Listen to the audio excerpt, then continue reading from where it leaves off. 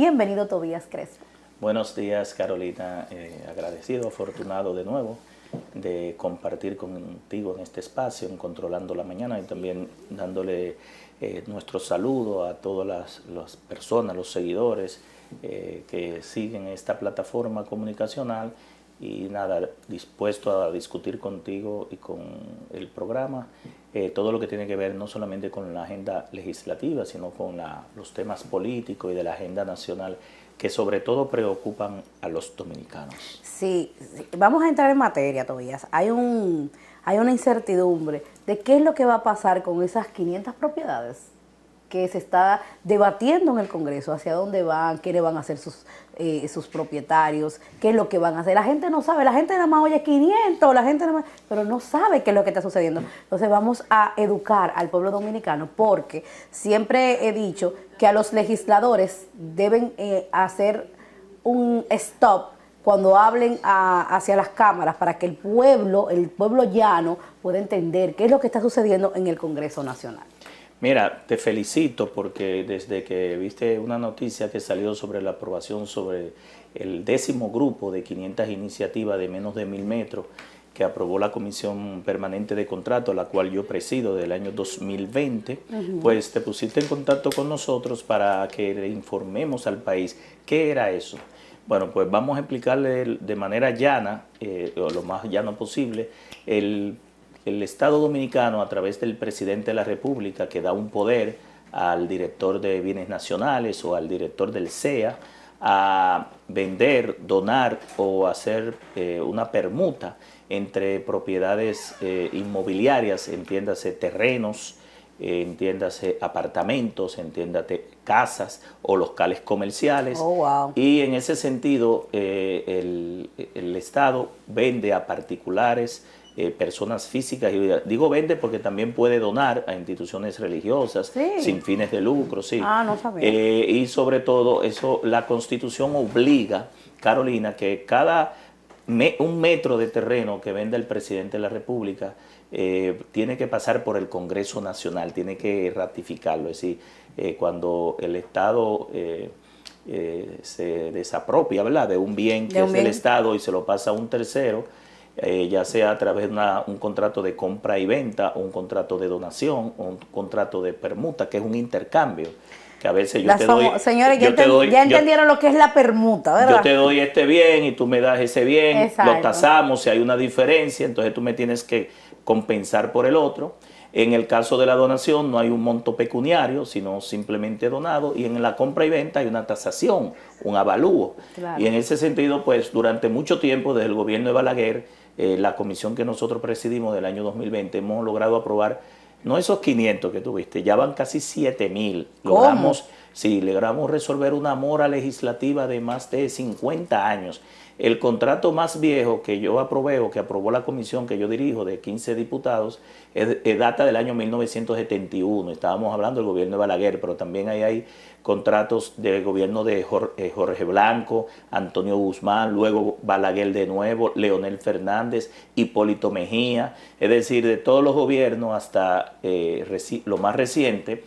Y en ese sentido, ¿cuál es lo que ocurre después que nosotros lo aprobamos, Carolina? Que el propietario o el adquiriente, el que hizo el contrato con el Estado, va y busca una certificación a la Cámara de Diputados de que ese contrato ya pasó el trámite constitucional, y también otra certificación al Senado de la República, porque casi siempre todos esos contratos que van bajando de 50 en 50, nosotros lo hemos estado trabajando primero de 200 en 200 y luego de 500 en 500. Luego va a bienes nacionales a buscar una certificación para no objeción a deslinde o a régimen de condominio, si es un apartamento, sí, individualizar, claro, el título. Y con esos 4 documentos, Carolina, y todos los que nos están escuchando, pues procede a ir a la jurisdicción inmobiliaria, que pertenece a la Suprema Corte de Justicia, al Poder Judicial, y ahí entonces se supone que en un plazo de 45 días, si no hay ningún conflicto con algún colindante, que haya algún conflicto y tenga que irse a justicia para determinar realmente quién es el propietario, entonces se le debe emitir su título de propiedad. ¿Cuál es la ventaja de esto? Estos ciudadanos, más de 7.000, 10.000, de todos los proyectos habitacionales de todos los gobiernos, y nosotros te digo que hemos vaciado casi todos los expedientes que yo encontré en el 2020. Y tengo ya 4 años, hubo un año que no presidí la comisión porque fui vocero de la bancada y en ese generalmente el que es vocero... Vamos a decirle al público, Tobías, ¿qué quiere decir CNM? El CNM, el Consejo Nacional de la Magistratura. Yo soy miembro como parte de la segunda mayoría por la Cámara de Diputados representando a toda la oposición en el Consejo Nacional de la Magistratura, que es el órgano constitucional que lo representa el presidente de la Cámara, el presidente del Senado, Ricardo Los Santos en el Senado, Omar Fernández es el homólogo mío por el lado del Senado, lo preside el presidente de la República, ya iban 5 votos, está el presidente del Tribunal Constitucional, el presidente de la Suprema Corte, ya iban 7 votos, y lo completa una secretaria que es elegida entre los pares en la Suprema Corte de Justicia. El CNM, su función es elegir primero evaluar y elegir a los miembros a los jueces de la Suprema Corte de Justicia, ratificarlos si quieren seguir o nombrar nuevos. Ahí hay un porcentaje que debe ser de carrera, una 3/4 parte, elegir los miembros del Tribunal Constitucional y aquellos que quieran también repetir, los miembros del Tribunal Superior Electoral, que son jueces también, 5 jueces. Este año se le vencen a todos los miembros del Tribunal Superior Electoral, a los 5. Importante. Y ya hay 5 jueces de la Suprema Corte de Justicia que desde el año pasado, desde el mes de julio a septiembre, se le venció su plazo y que el presidente de la República debe convocar ya para evaluar a los jueces primero en la Suprema y ratificarlos si quieren reelegirse o elegir nuevos. Y en el caso de la Suprema, del Tribunal Superior Electoral, no se evalúan, sino que se ratifican o se eligen nuevos. El año próximo también se le vence a otro magistrado, al presidente de la Suprema también, más adelante, a otros jueces del Tribunal Constitucional, porque es gradualmente, sí. Los jueces del Tribunal Constitucional duran 9 años en el cargo, la Suprema Corte de Justicia duran 7 años en el cargo y los del Tribunal Superior Electoral duran 4 años en el cargo. Ahora se nos agregó, con la modificación del año pasado al CNM, la escogencia de la Procuradora o Procurador General de la República y los 7 adjuntos, que antes era una facultad constitucional del presidente de la República. Tenemos esa facultad también. Nos eligen por un cuatrenio, es decir, por los 4 años. Okay. Y primero es una escogencia que lo hace la dirección política del partido. Por ejemplo, yo fui elegido unánimemente por todos los miembros de la dirección política de la Fuerza del Pueblo. Fui presentado al hemiciclo y también unánimemente todos los diputados de todos los partidos votaron por nosotros para que representemos ahí a la segunda mayoría de la oposición. Ese es el CNM. Entonces, te decía, retomando el tema de los contratos. Sí, no, yo tengo una pregunta buscapié, que me tienen a mí desde el día que tú no pudiste llegar por un tema de salud. Esa pregunta rodó salud no era que estaba mal, era haciendo el chequeo rutinario. Ese hombre te entero. Ese hombre te entero. Es que ya después que uno pase 18 años tiene que estar cuidándose. No, me dijeron que debo mantener el manejo corporativo con mis invitados. Entonces, como mis invitados tengo que... Señores, ese hombre está sano. No se ve, está sano. Adiós las gracias. Tobías, antes de que tú continúes con el desarrollo de lo que pasó con esos 500, que fue lo que se publicó. Yo te digo que quiero aclarar lo de la salud, porque a veces la gente empieza a llamar después que ve el programa. ¿Y qué es lo que tú tienes? ¿Qué tú tenías? A ti el que te ve sabe que eso no es de eso. Y tal cual, yo creo que en vivo se ve mejor que en la cámara. Señores, Tobías, nosotros hemos visto a través de los tiempos, lamentablemente, y lo digo lamentablemente porque yo también soy política, y yo entiendo que nosotros como políticos debemos mejorar esa visión que tiene el pueblo dominicano de lo que es el político en general. Y no estoy hablando de un partido, estoy hablando de los políticos, de todos los partidos a nivel general. Pero se dice que en esos bienes, ¿qué tanta seguridad de que yo, una infeliz como yo, Teresa, que no tiene su apartamento, cómo nosotros podemos optar para nosotros adquirir un inmueble? Yo, por ejemplo, no tengo casa propia, Teresa tampoco tiene casa propia, pero el Congreso tiene muchas propiedades, como tú dices, que las puede utilizar para eso. Claro, yo no estoy diciendo que me las regalen, pero ¿qué debo hacer yo, una simple mortal de la República Dominicana, para adquirir un bien de esos que tienen ustedes ahí?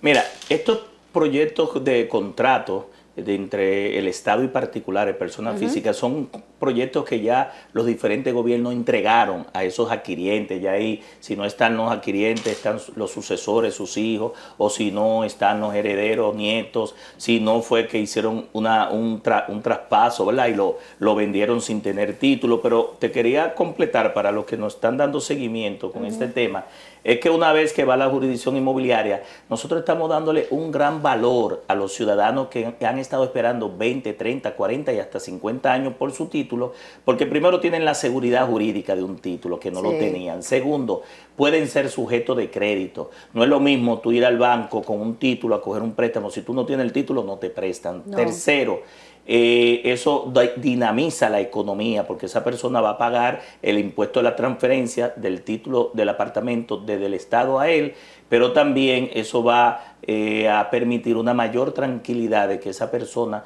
no le va a dejar un problema a sus sucesores, es decir, que tiene su título y eso es un gran beneficio, que una persona que recibió un apartamento, que lo pagó, que se le descontó, porque tú sabes que esos apartamentos la gente creía que se regalaban, no, o sea, la gente pagaba hasta 20 pesos, 6 pesos, estamos hablando del año 70 hasta la fecha, entonces eso es una gran ventaja. Y en el caso de tu pregunta, ya tienes que acercarte, cada uno de los gobiernos establece lo que le llaman planes de viviendas para los ciudadanos que no tienen vivienda, lo que se llama Mi Primera Vivienda. Y que maneja Carlos Bonilla.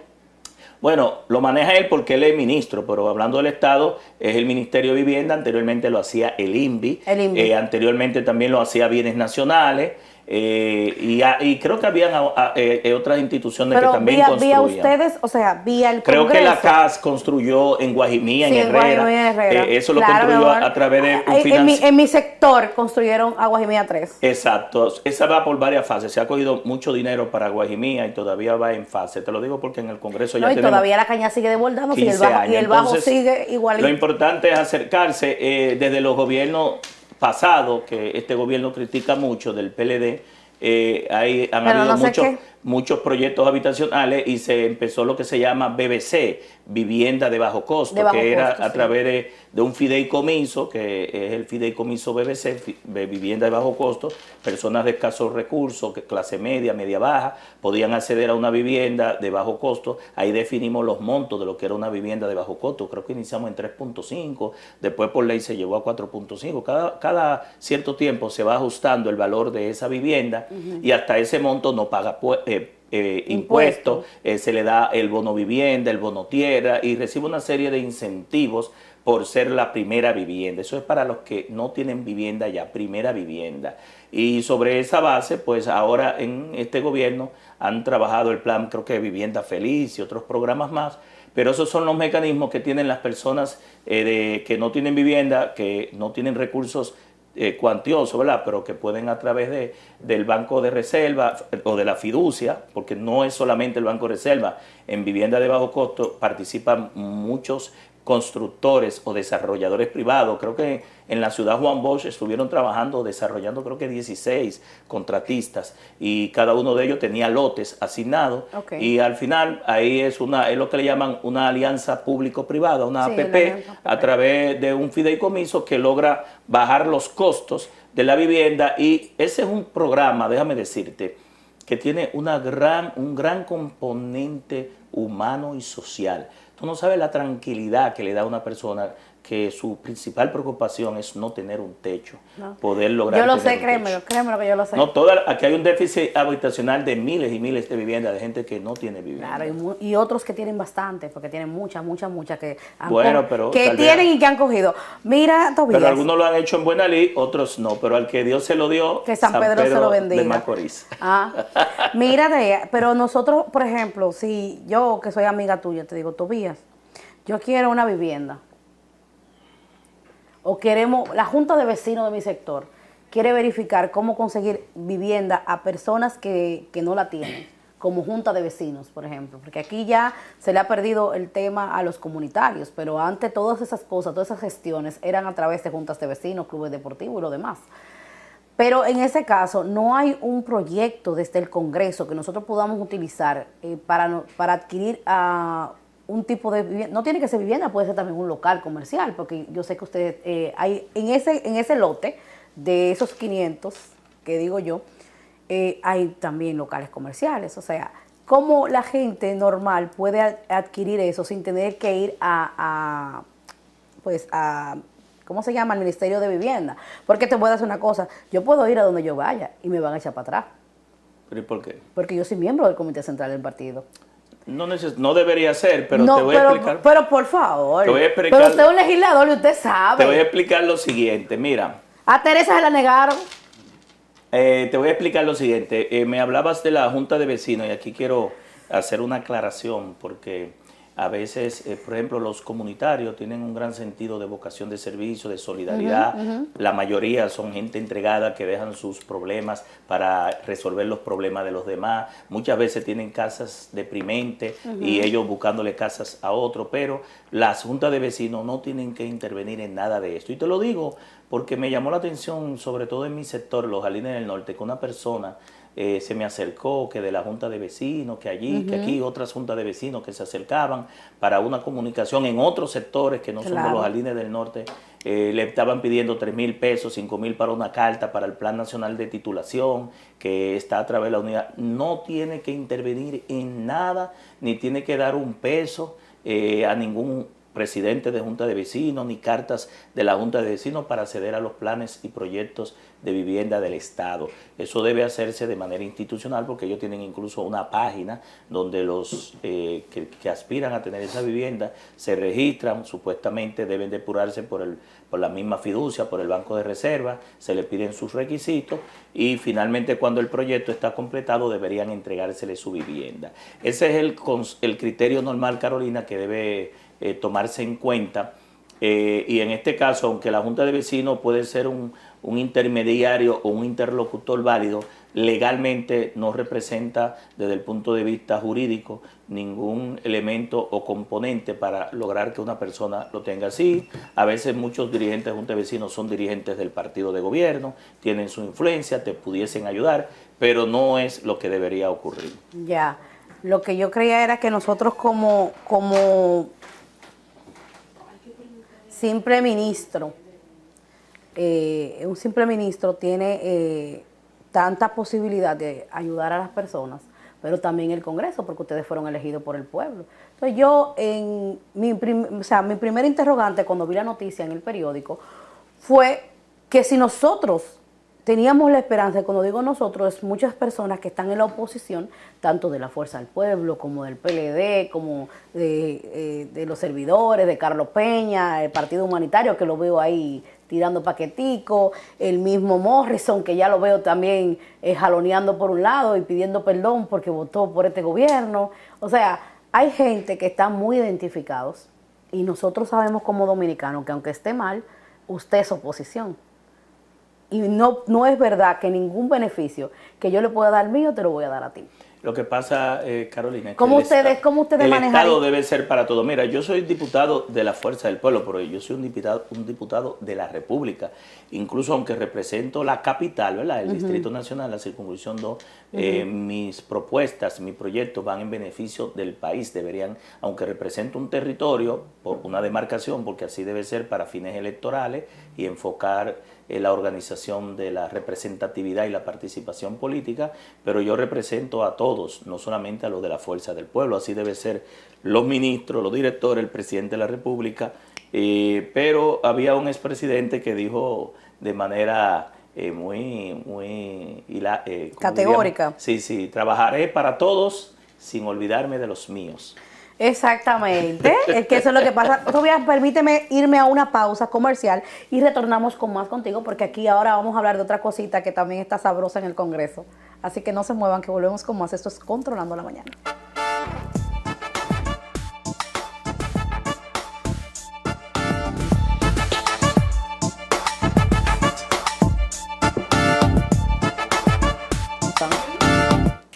Y retornamos de inmediato aquí en Controlando la Mañana. Recuerden que estamos con nuestro invitado súper especial, el honorable diputado Tobías Crespo, quien nos está visitando.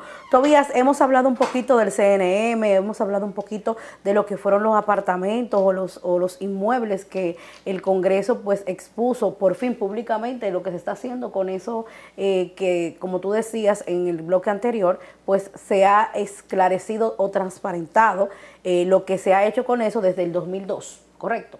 No, desde el 2020 yo presido 2020. la comisión, pero este trabajo viene desde hace mucho tiempo porque es obligatorio la aprobación por el Congreso, Senado y Cámara, porque lo establece la Constitución. Vamos a hablar un poquito de transporte. ¿Y por qué voy a hablar un poquito de transporte? Porque para mí y para mucha gente que nos sigue, tú fuiste pues el mejor director de tránsito urbano que hubo en la República Dominicana.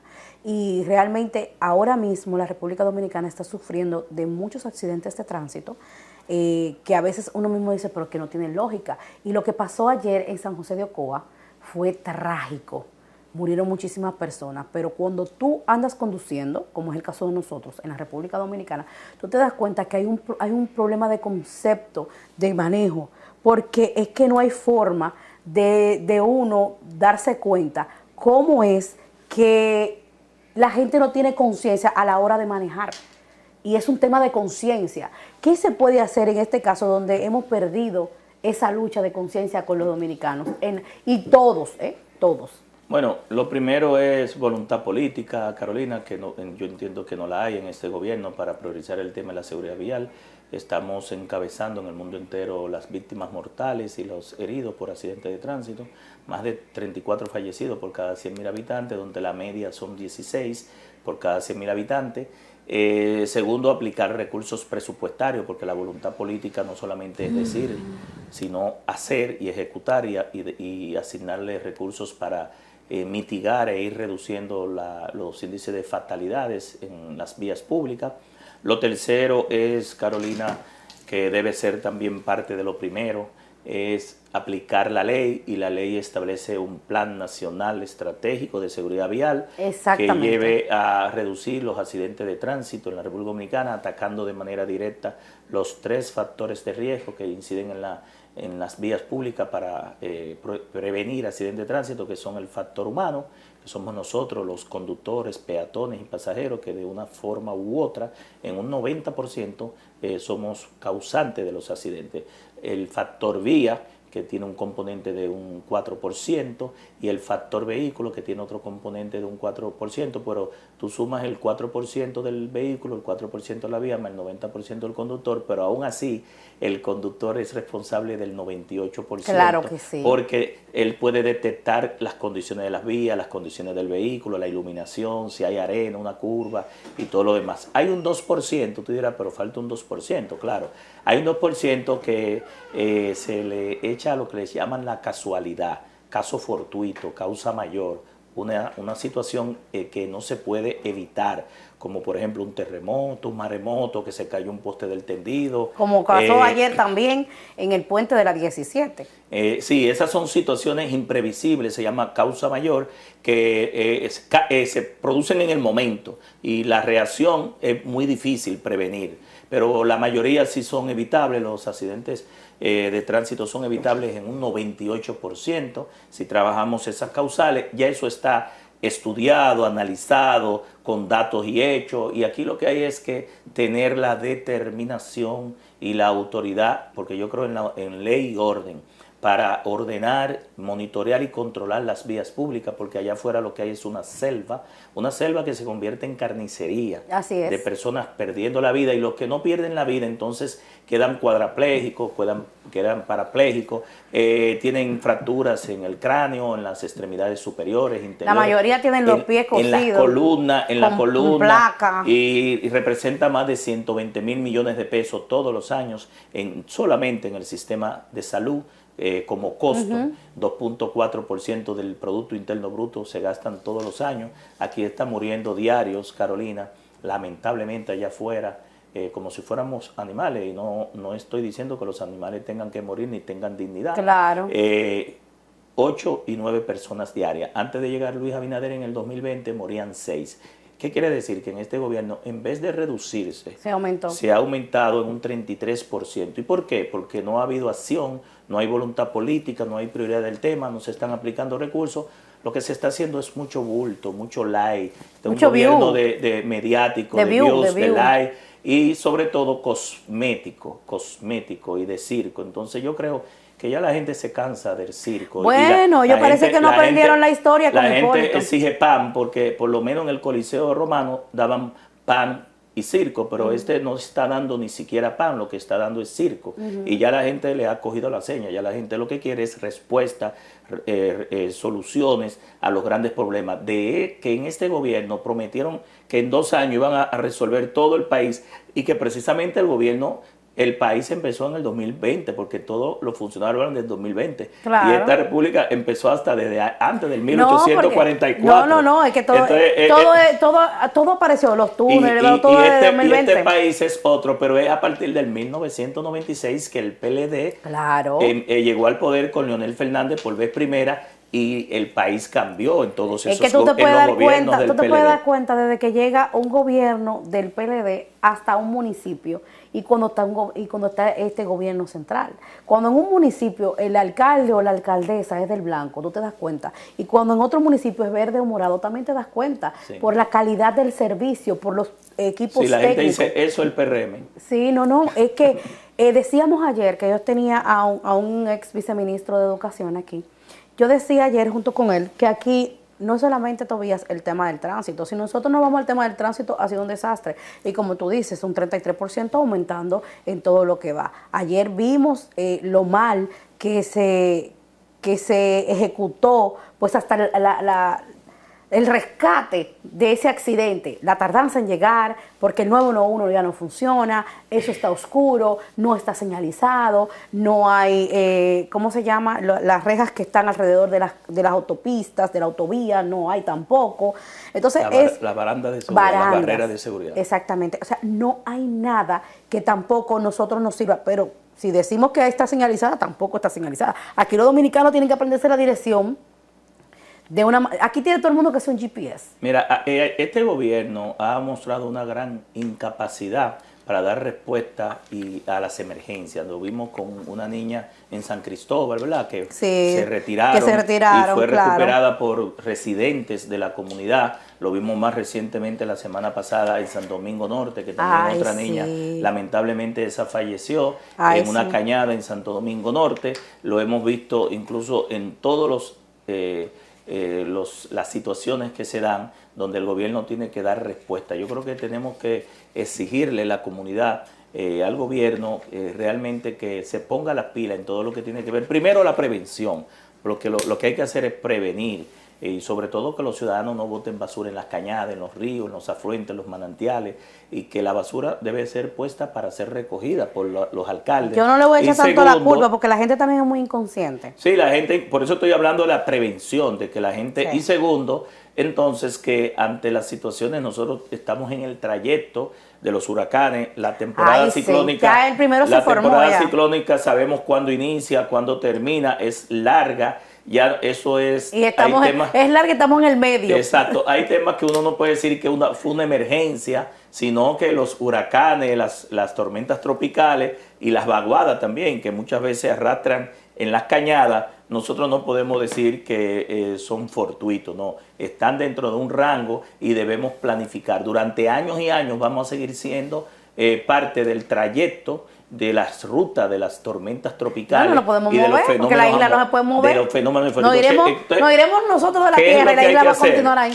Planificación, preparación y que la respuesta a las emergencias sea lo más oportuno. En ese sentido, ¿tú te imaginas que algo parecido al YESE hubiese ocurrido en 30 provincias, en un terremoto? Que nosotros también estamos dentro de varias fallas muy buena observación. Tectónicas, y que a la vez tengamos que dar respuesta a 30 municipios que hayan calamidades. Si eso supiera que el problema que pasó en Santo Domingo Norte... ¿Qué situación hubiese ocurrido?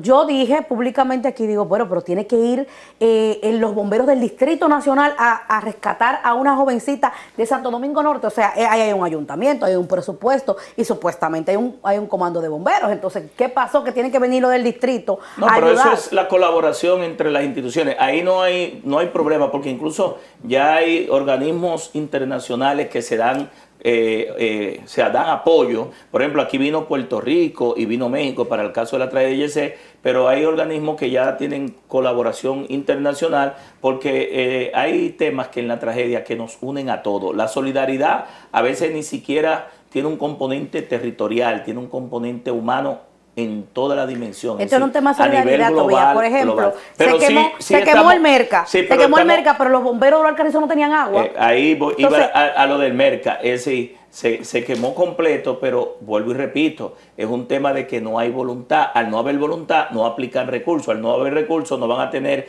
la cantidad de personas, los equipos para dar respuesta. Y en caso de que no puedan dar respuesta con lo que tenga, porque se les vaya de la mano, porque a veces las tragedias se dimensionan, pero realmente la realidad explota más allá de lo que nosotros entendemos. Entonces hay que buscar ayuda, y eso no es malo, porque trabajar en equipo y la colaboración y la coordinación es uno de los principios básicos incluso de la administración pública. Es decir, ahí no hay problema con que vayan bomberos del distrito, pero sí en esa demarcación debe haber en teoría y en planificación y en organización, no en improvisación, los recursos mínimos necesarios para dar respuesta a la niña de la Cañada, al incidente que se dio del fuego de Merca Santo Domingo, pero también y al tema de San Cristóbal, y a los accidentes de tránsito que también con el 911 se tenían tiempo de respuestas X, había mejorado sustancialmente, y este gobierno ha mejorado todos los servicios. Ha subido en un 73% la tardanza del tiempo de respuesta del 911 a fatalidades o incidentes como tienen que ver como los accidentes de tránsito, que un segundo, un minuto puede ser la diferencia entre la vida y la muerte. Claro que sí, porque hay gente que estuvieron en los escombros. Si hubiese habido un sistema más rápido de rescate, quizás no se hubiesen ahogado por el polvo, o no se hubiesen terminado de desangrar, o muchas cosas hubiesen podido cambiar en esta tragedia del YECC. Mira, ahí en el YECC a mí me llamó un colega diputado que tenía 2 personas ahí adentro a la 1:45. ¿Carlos Gil? No, Carlos Gil estaba adentro, salió herido, se operó, su esposa también fue operada, y el chofer de él y su esposa fallecieron. Pero no Carlos Gil, no, Brian Vargas de Santiago. Brian Vargas me llamó desesperado que llamara al director de la DGC. Llamé al director de la DGC, no me contestó, y después llamé a una mayor que me contestó. Le pedí disculpas por la hora, como era una mujer, y en ese sentido le informé la situación. También llamé al director de la Defensa Civil, amigo nuestro, Juan Salas, como nosotros le llamamos Guancho, cariñosamente, que nos conocemos desde pequeño, e incluso estudiamos Derecho juntos. En la universidad ya él sabía de la situación, pero ahí hubo un problema incluso de que todo el alrededor, Carolina, estaba lleno de vehículos. Entonces la llamada que se me hizo a mí fue para activar las grúas, para ver cómo los vehículos de las ambulancias podían entrar y salir sin inconveniente, porque todo el entorno era lleno de vehículos. Es decir, que también hubo un tema de cómo aquí la mayoría, el estacionamiento hacia esos centros, aquí la mayoría de los centros no tienen permitir parqueo. Una vía de evacuación, una ruta de entrada y de salida de evacuación ante una... Pero aquí mismo, mira, aquí debajo de la plaza donde nosotros estamos hay 4, 5 restaurantes. Digo porque en ese momento él me dijo que habían llegado 2 ambulancias, pero no tenían forma de entrar al sitio por los vehículos estacionados. Que ahí voy, nosotros estamos aquí, por ejemplo, en una plaza comercial, y debajo de nosotros somos una plaza comercial. Aquí arriba hay diferentes tipos de negocios, diferentes tipos de oficinas. Sin embargo, una emergencia pasa a partir de las 12:30 del mediodía hasta como las 4 de la tarde, que están esos restaurantes llenos, y aquí todos esos parqueos de adelante se dificulta hasta para tú pues llegar. Entonces, es un tema que parece ser los de la DGC, los de Intran, o lo que sea que tengan que ver con eso, no se han puesto de acuerdo con los empresarios, porque aquí los empresarios no se tocan. Sí, pero también los empresarios deberían tener una... hay un vale parking, pero ¿qué importa el vale parking cuando parquean los carros? Ahí hay empleados que eran de la institución. Debe haber un plan de seguridad y salud ocupacional para los empleados y para los invitados. Imagínate que ocurra en un concierto, por ejemplo, en el Centro Olímpico, donde las ambulancias no puedan entrar. Exactamente. 60,000 personas, así es. 50,000 personas. Y todos esos parqueos, tú sabes, ¿verdad? Donde quiera que haya una edificación, debe obligatoriamente el Ministerio de Trabajo, por un lado, y los que tienen que ver con los espectáculos públicos, obligar a una ruta. Ministerio de Trabajo, Ministerio de Cultura, Ministerio de Obras Públicas. y la que tiene que ver con los espectáculos públicos, que es cultura, pertenece Ajá, a cultura. cultura. Es decir, y también los organismos de socorro. Bueno, Tobías, es muy difícil cerrar una conversación contigo, pero sé que tienes compromisos en el Congreso como honorable diputado. Entonces, déjale algún mensaje a tus televidentes a través de Controlando la Mañana y muchísimas gracias por venir a aclararnos el tema de los 500, como yo le digo, en el Congreso y esperamos que tengas éxito en lo adelante en lo que tienes en tus proyectos. Gracias, Carolina, por invitarme de nuevo a este espacio de Controlando la Mañana. Afortunado, como te dije al inicio, y compartiendo con los que ven este espacio, y que nos veremos en otra entrega, es decir, que es un hasta pronto. Así es, señores, y nosotros vamos a un corte comercial y regresamos con más, porque esto es Controlando la Mañana. Sigue en sintonía con nosotros, hay más.